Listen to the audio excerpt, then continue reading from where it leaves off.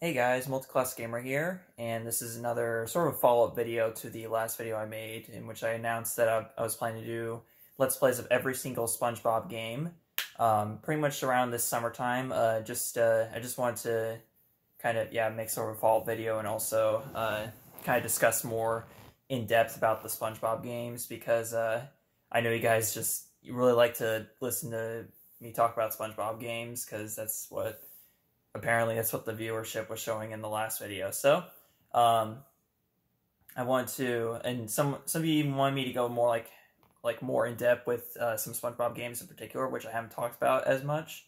So I'll do that as well. Again, these the videos that I'm making that are leading up to the project of doing, come back to Let's Plays and whatnot. Again, these aren't going to be, they're going to be less edited than my Let's Plays are. Basically, they're a bit more improvised, more, just me talking, kind of saying what comes to mind, basically. But I do have, I also wanted to talk to you guys about, sort of the order I'd be doing the games if I was to do them by, say, developer, because, that's something I haven't really done much, is, talk about what the order is, by developer. So that way, if I do end up LPing these games by developer, then you'll have an idea what sort of the order is, but I'll be talking a lot more about the more prominent developers, basically, because there are certain developers that made several SpongeBob games, and there are some developers that made only they were just one-offs, maybe one SpongeBob game or two or something like that. And so basically, it's kind of what this video is gonna be about. There's gonna be a lot of basically discussion videos, I guess, for the next couple months that, involve less or no editing at all. So that way I can just kind of talk about SpongeBob while still, focusing on getting this move going and whatnot, which, by the way, is going to be happening in May, I want to say around May 6th or so. Basically, that's kind of as far as I know, that's kind of the deadline for moving, but not exactly. It's not an official deadline or anything, but that's basically around the time that I should be moving, is that particular weekend, basically. So anyways, let's get started. The first SpongeBob game, Legend of the Lost Spatula, was developed by Vicarious Visions. So therefore, Vicarious Visions is the first developer that I would be covering if I was to LP all the games by developer. And Vicarious Visions, basically, they made 3 SpongeBob games, including Legend of the Lost Spatula. They made, again, Legend of the Lost Spatula, the first SpongeBob game on Game Boy Color in 2001. And then the next year, they developed Revenge of the Flying Dutchman on Game Boy Advance. Just the Game Boy Advance port. They didn't make the console versions.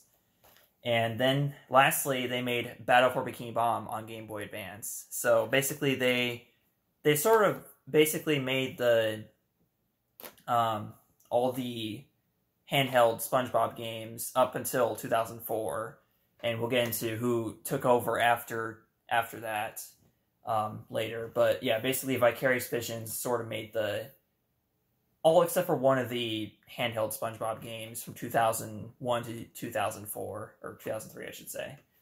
So with Legend of Lost Spatula, again, this is the first SpongeBob game, and whether I do LP all the games by release date or by developer, this is going to be the first game, obviously, that I do, because it's the first SpongeBob game, so either way. I bought this game only last year. I got it at a video game store down in Bellevue, Washington. It's called Game Over, and it's at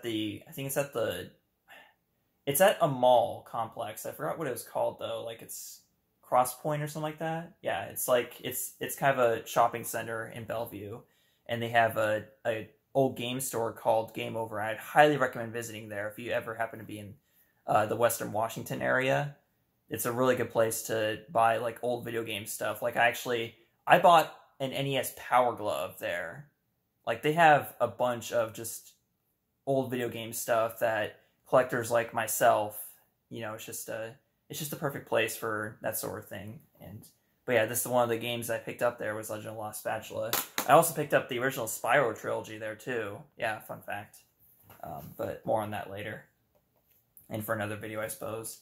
So yeah, Legend of Lost Spatula. I first started playing it about a couple months ago, and honestly, and I also won't share my final opinions on any games yet because I'd rather do that after LPing them. Because first of all, most of these games I haven't even finished yet. Like I haven't completed them, so I can't have a final opinion on them yet. But I can tell you guys just my first impressions and whatnot so far. Legend of Lost Spatula it's okay so far. I mean, as Game Boy Color games go, but there are definitely some issues with it. It's definitely, you can tell that SpongeBob was kind of like just kind of getting his feet wet for video games, I guess you could say. No pun intended, because he's already underwater, but still. It just, there's definitely some issues with it, I should say, and they kind of do hinder my enjoyment of the game, sort of. And the most prominent issue with the game I have, honestly, is the controls. They're just so stiff, you know? It's a 2D platformer, as you'd expect from a Game Boy Color game, and it's just, I don't know, the controls are just very stiff, you know? I haven't played a lot of Game Boy Color games growing up, so maybe that's just the case with most Game Boy Color games, but I don't know, I'm just not a big fan of the controls in that game. Like, the jumping is just so, like, you have to do a lot of jumping from platform to platform. Like, it's literally a 2D platformer, and there's just a lot of precise jumps involved, because a lot of platforms you jump onto in that game are really small. And since the screen is like very condensed, and that's not helping at all, is the fact that the screen is condensed. So on top of that, you have like these really stiff controls where it's like you have to be very, very precise, and you just can't do it with those kind of stiff controls, and with the screen being that condensed, it's just really hard to. Just some of the jumps are much harder than they should be, like.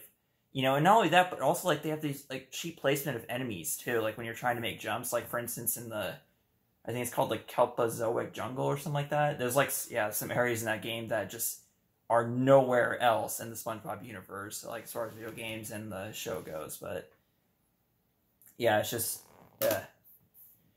basically, I'm not enjoying the game as much as I do, like, many other SpongeBob games, but regardless, it's very likely going to be the first game I cover in this big project, because it's the first SpongeBob game, so, yeah, I will definitely be completing it. I've watched a couple long plays of it, and I've done a lot of research on it, so, like, I know what you have to do to beat the game, but it's just so hard. It's a little more difficult to enjoy because of the way it controls and whatnot. So yeah, there's that. That's the first Vicarious Visions game. Second one, Revenge of the Flying Dutchman on Game Boy Advance. This is a game that I had growing up, and I wish I still had the box for it, although I think I do. I might find it if I go dig around in my old room, my mom's house. I might find it then. So it's possible I still have it somewhere, but yeah, I'm currently missing the box for this. But yeah, Revenge of the Flying Dutchman on Game Boy Advance. I grew up playing that along with the GameCube version. I definitely enjoyed the GameCube version a lot more as a child growing up, because it was 3D platformers are just easier than 2D platformers in general. But overall, I'd say this is a pretty good game, actually. I did an April Fool's video in which I played this for you guys, but I wasn't playing it seriously. I literally just put in a cheat, like a password that put me at the final level of the game and just screwed around on it. So I really wasn't being serious at all in that video. Let's be real here. Now, SpongeBob Battle for Bikini Bottom on Game Boy Advance. I'm sure it's probably very similar to Revenge of the Flying Dutchman. I mean, it's made by the same developers, and it came out only a year later. So, I'm sure that, yeah, by the looks of it, the graphics are pretty much the same. And it follows the same story as the console versions with the robot invasion and whatnot, Bikini Bottom. But for the most part, I know very little about this game. I have not played it at all yet, and I have... Is that screen going to focus or not? Okay. This is very out of focus, so...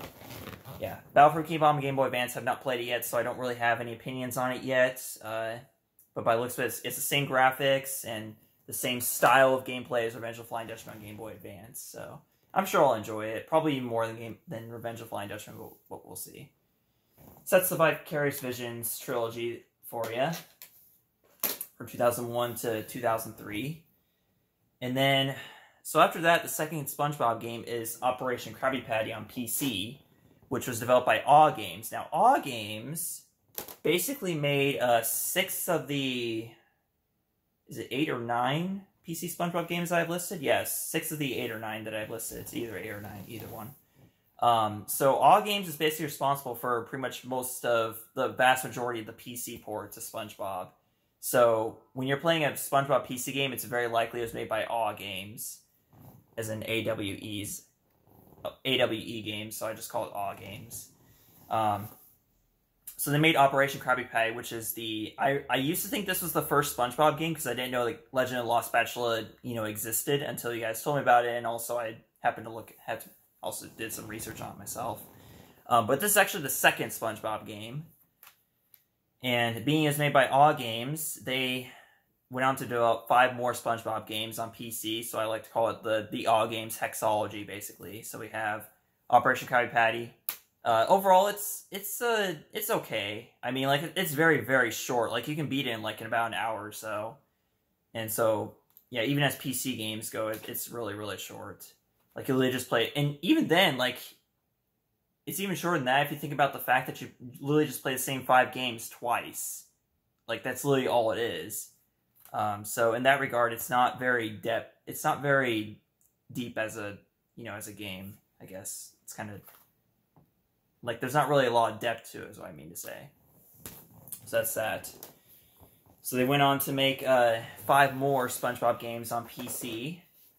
After that, and the second one was Employee of the Month right here. That's focusing a lot better, yeah. So Employee of the Month, oh yeah, Operation Krabby Patty. I grew up playing this, so I have a lot of experience with it. I did Let's Play of it back in 2013, 2014, early 2014.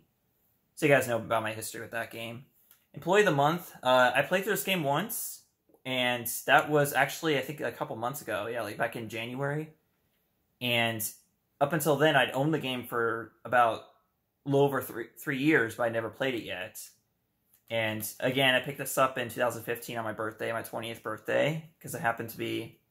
I was out with my friends, and we went to a thrift store. I think it's called St. Vincent de Paul or something like that. St. Vincent. I think that's what it was called. And they actually happened to have this game for sale. It was like, I think it was like $2 or $3. It was super, super, super cheap. But the disc itself is in really good condition. It's just a jewel case. I believe there's a box it's supposed to be in, so hopefully someday I'll pick that up. Basically, my opinion on this is that it's pretty good. It's a point-and-click adventure, and it's one of many, like, I'd say like half of the PC games PC SpongeBob games that Aw Games released were point-and-click adventures, and this was the first one. And it's pretty good, as point-and-click adventures go. But I'll go more in depth on my opinion on it when I do Let's Play of it. But basically my opinion is that it's good. It's a good point-and-click adventure for SpongeBob. And if they aren't your thing, if you're not into point-and-click adventures, then you're not going to enjoy it.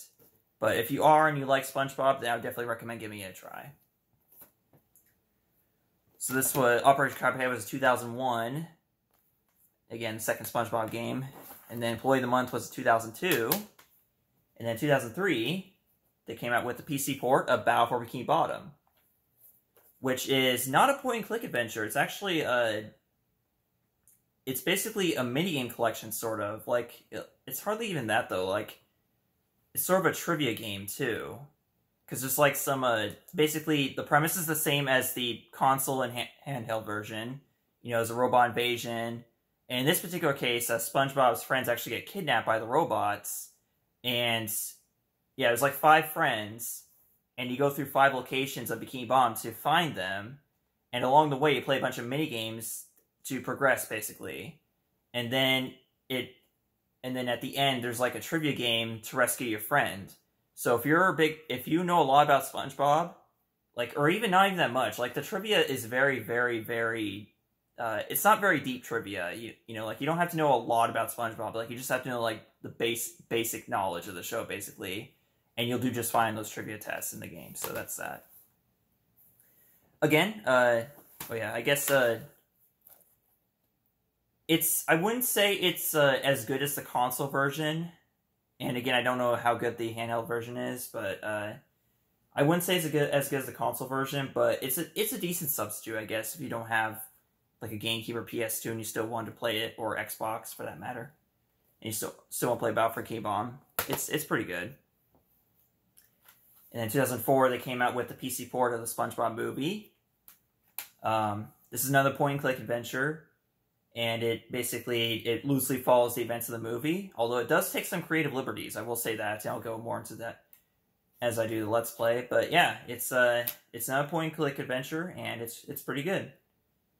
Again, there's not really much I could say about it besides it's just it's a point-and-click adventure, and it follows the events of the SpongeBob movies. That's basically that. So that will be a fairly... It won't take too long for me to get to this one, because again, it's the fourth Aw Games, and Aw Games is the second developer on my list after Vicarious Visions, so it wouldn't take me that long to get to it. SquarePants on PC, the fifth game. This one I grew up playing. I did not have the console or handheld versions of SquarePants growing up, so this is all I had was the PC port, and it's another point-and-click adventure game, and I guess, yeah, it's still pretty good.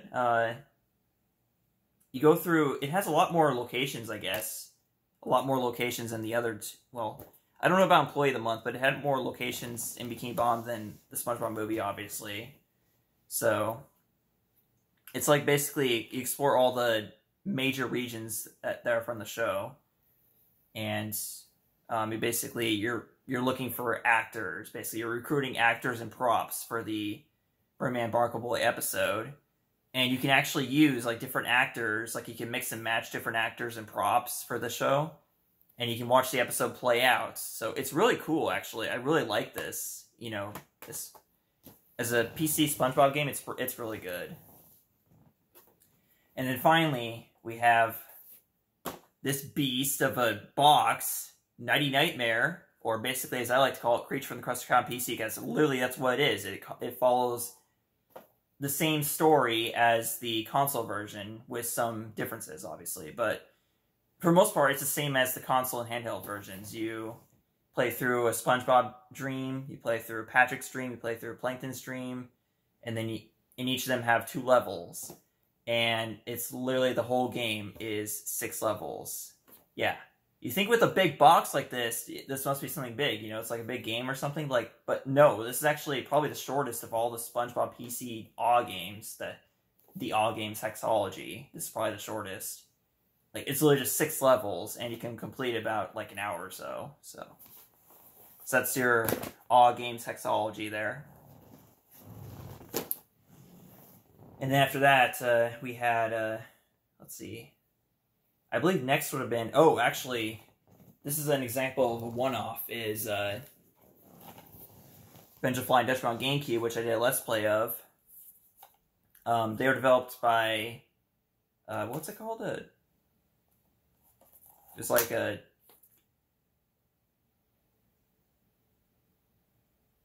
What was it made by? I totally forgot. It's a... Big Sky Interactive. Yes, Big Sky Interactive. This was the only SpongeBob game that Big Sky Interactive made. It's one of the major console games, but it's just the developer only made one game, and this was it, and they actually went out of business after that, so it's very unfortunate, but it's also kind of understandable, because if you play the PS2 version of this, it actually has some major glitches, like a loading glitch or something like that, that causes the game to crash, and then you can't progress any further. That's example of the horror stories I've heard about the PS2 port, so I'm very glad I grew up with the GameCube ports. But as far as, GameCube ports, or as far as, SpongeBob games in general go, this one it's okay. It's not good, it's not amazing, it's just okay.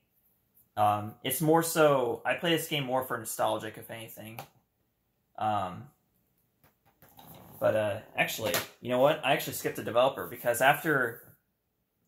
first there was Vicarious Visions, the trilogy, then there's the Aw Games hexology on of the PC games, but after that actually came another one-off, the first one-off on my list, which is Climax Developments. They made Super Sponge on PS1 and Game Boy Advance. So, yeah, in 2001, there was actually 2 handheld SpongeBob games that came out, and that was Super Sponge on Game Boy Advance and Legend of Lost Spatula, made by 2 different developers. So, Super Sponge. I didn't even know this game existed until a few years ago. I believe you guys told me about this when I was doing Operation Krabby Patty. I kept on saying that Operation Krabby Patty was the first game. To be fair, though, Operation Krabby Patty did come before Super Sponge by like 2 months, I think, or a month or two. It came before this game.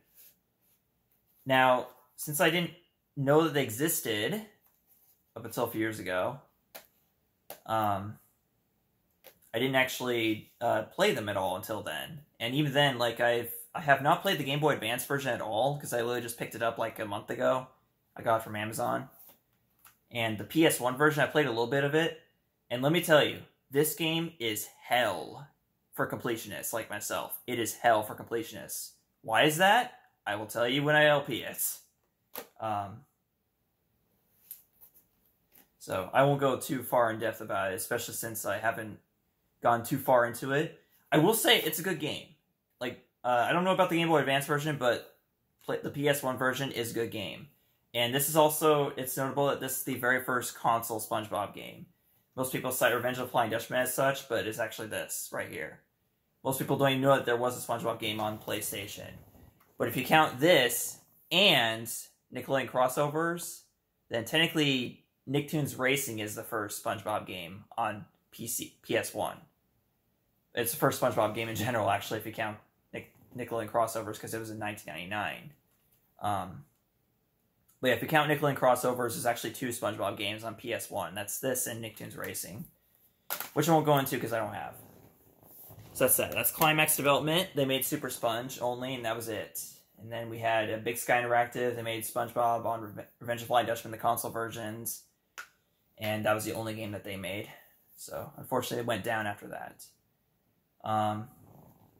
Then we have Heavy Iron Studios. This is the one that everyone loves. Everyone loves, well, I shouldn't say everyone, but like, the general consensus is that Heavy Iron Studios makes the good SpongeBob games. They made Battle for Bikini Bottom, the SpongeBob Movie, and Truth or Square. They made the console versions of these games. And I can definitely say, as far as like 2 of these games go, that is very true. They do make really good games. Battle for Bikini Bottom is pretty much a fan favorite SpongeBob game. And it's very possible that there's going to be... So I've been hearing rumors lately that there's going to be like an HD remake, or there should be an HD remake of Battle for Bikini Bottom. I definitely agree with the latter. There should definitely be an HD remake of this game, at least a port or something to the PS4. That'd be awesome. Or even like the Switch. Oh my god, if that happens, like, whoo boy, I am so on that. But honestly, I wouldn't be disappointed if it doesn't, because but either way, I would love to see an HD remake of this or a port. That'd be really awesome. I'm hoping it's true. But we'll get more into that later. But yeah, I did Let's Plays of both of these, so you guys know that I have a long history of both of these games, and I love them very much. But as far as Truth or Square goes, I played this a little bit, but I haven't beat it yet. But so far from what I can tell, it is a good game. It's just that the reason why it's good is that it, well, first of all, it's made by the same people who made Battle for Bikini Bottom, so, but it's also like, it's just really well, it's really hard to say, honestly. Because I haven't beat it yet, so I can't really say like too much about it. But so, from what I played so far, I've enjoyed it, so. But, yeah, so. I'd like to say more about it, but at the same time, it's like, I didn't really get that far. I only got like 20 minutes in or so. And I definitely would like to go back and complete it at some point, so. But there's that. And then another prominent developer in the SpongeBob franchise is WayForward Technologies. Basically, in 2004, WayForward Technologies took over in making a majority of the handheld SpongeBob games. They started in 2004 with the SpongeBob SquarePants movie on Game Boy Advance. And then in 2005, we had Lights, Camera, Pants on Game Boy Advance and DS, which I don't have. Wait, did they make? No, they didn't. There was no DS port of Lights, Camera, Pants. But there was a SpongeBob game in 2005 on DS, but it wasn't Lights, Camera, Pants. They made Creature from the Krusty Krab on both Game Boy Advance and DS. So there's that. And then that was 2006. 2007, we have Atlantis SquarePants on Game Boy Advance and DS. I don't have the DS port quite yet. I don't have the box for this right now. And then in 2011, yeah, I don't think WayForward Technologies made any more games after that up until 2011 when they made SpongeBob SquarePants on Wii. And also 3DS, which... Wait, did they make the 3DS port? I don't think they did. I don't know for sure. They might have, actually. I think they did. But the 3DS port was actually the first SpongeBob game on the 3DS. And, so yeah, I have not played this yet. I do have the U-Draw tablet, which is required to play the Wii port, so I let you know. So that's that. Yeah, that's basically the vast majority of the WayForward Technologies. But the thing is that the only game in this pile I've actually played, even a little bit, is Atlantis SquarePants. I had Atlantis SquarePants on Game Boy Advance since it came out, but the rest of these I literally just got within the last year, so I don't really have anything to say about them because I haven't played them yet, so that's that. Here's another example of a one-time development, SpongeBob's Boating Bash on Wii. It's made by Impulse Games. As far as I know, they didn't make any other SpongeBob games, but that's that. There's one more developer I'm missing, but... Because at the WayForward Technologies, we had... oh! Yeah, here we go. Oh, actually, no. There was one other one-off. So, when I did Battle for Bikini Bottom, I cited THQ as making the game, which they did not. They did not develop Battle for Bikini Bottom. In fact, they didn't develop most of the SpongeBob games. They just basically had the publishing rights. Well, Lights, Camera, Pants, contrary, was actually developed by THQ Studio Australia.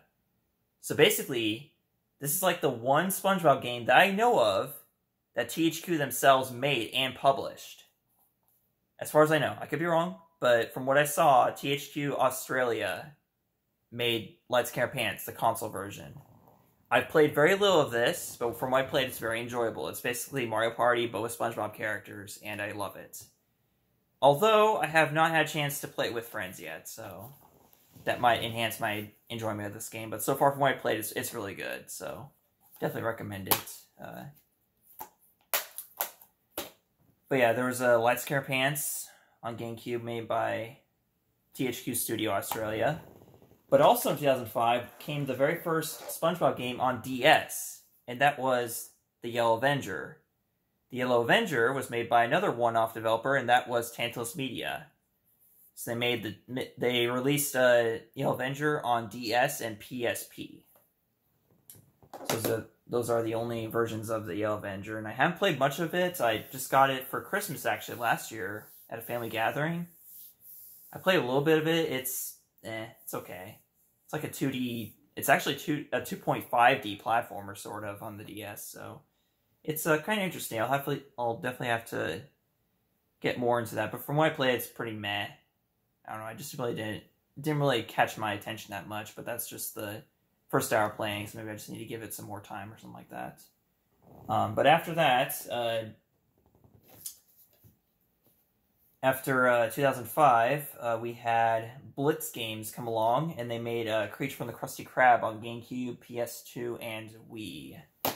So, yeah, they made it on Wii, PS2, and GameCube. This is kind of interesting, because it's kind of like a Twilight Princess, because Twilight Princess was the last Zelda game on the GameCube, but it was also the first Zelda game on the Wii. So, this is kind of like a parallel to it, sort of, like the first SpongeBob game on the Wii and the last one on the GameCube. The GameCube port is the one I grew up with, and I do like it. It's a really good game. This, however... So, Creature from the Krusty Krab on Wii, I actually picked it up about a month ago, and I played a little bit of it on my Wii U, and it kept on crashing, first of all.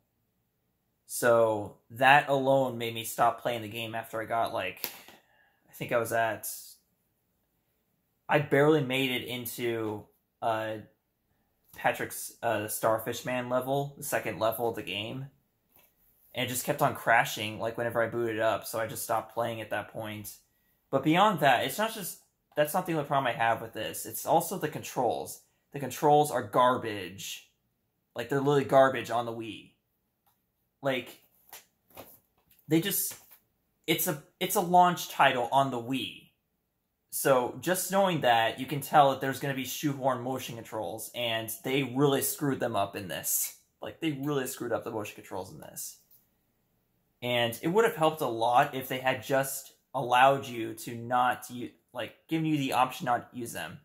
Like, here's the thing. I think motion controls should always be optional. They should never be required when you're playing a game because, like, you should at least be given the chance to, like, be able to enjoy the game, but also have this option if you want to try it out, basically. But they really screwed them up in this game. Like, first of all, you play the game with the Wii emote and the nunchuck. And in the driving stage, you hold the Wii remote like this, and you use it like a wheel, basically. This was before the Wii wheel came out, so as far as I know, I don't know if it came out along with the Wii itself, but if it didn't, this is basically your option when you're playing on Creature from the Krusty Krab. You play it, and you have to steer it like a Wii wheel, basically, like as if you had the Wii wheel. But here's the thing. You press the A button to accelerate, and, like, 1 or 2 to brake. Like, why? Why is it... What? That doesn't make any sense. Like, why can't it just be 2 to accelerate and 1 to brake? That's how it should be. If you're gonna force me to use the, you know, Wii remote like a steering wheel, not just, like, I don't know, just use a control pad to steer? That would've been nice. Like, I just wish they gave you the option. Like, that's just the option I have. That's just the problem I have in a Diesel Dreaming with the driving stages. And then you get into the platforming levels, and it's like, okay, so A to jump, that's fine. As far as I know. Well, actually, you know what? I don't remember the controls for the platforming levels, but I do remember them being, like, very, very dumb. Like, for instance, like, ground pounding. To ground pound, it's either you flick the Wii remote down, or is it... Oh, wait, I think it's on the back, actually. Or maybe it's not. No, it's not. But, like, on the back, they show you some of the controls. So, like, I didn't get to any of the rocket or the plane stages. Like, it came from Bikini Bottom and Rocket Rodeo. But basically, you control them like you hold the Wii remote like a joystick, basically, and use it, and you move it like so to steer it. Like, you move forward to go down, and back, and towards you to raise the nose. It's just really... I don't know, I just don't like the controls. I don't like the fact that it constantly crashes. Maybe it's just my copy, but this is a brand new copy. This was sealed. This was shrink-wrapped when I got it. And it keeps on crashing when I try to load up the game. So it's just so ridiculous. You know? So it's so bad that when I do get around to Creature from the Krusty Krab, I'm probably just going to play the PS2 version, because I do not want to... I don't want to potentially kill my Wii U, basically, like with these constant crashes. I just don't think it's good for my system, so I'm just not going to risk it anymore. So anyways, that's why I stopped playing Creature from the Krusty Krab on Wii, because just the stupid motion controls, and the fact that it just kept on crashing. And then we have the third Blitz game, or second Blitz game, actually, which is Unedited SquarePants on Wii, which I haven't played much, but I heard it's okay. A lot of people don't like it, and some people do like it. It's kind of a mixed bag, sort of, so that's that. Anyways, I've been talking for 35 minutes almost, so I'm going to stop talking now and end this video here. So basically, I gave you guys my opinion on some of the games I have played, and point out the games I haven't played yet, but also sort of, I kind of went, like, out of order, sort of, later on. Yeah. Because, like, basically it goes, I just want to reiterate the order real quick. It's Vicarious Visions, the three games that I listed there. Then we have the Awe Games Hexology on PC. And then we had Climax Development, the Super Sponge.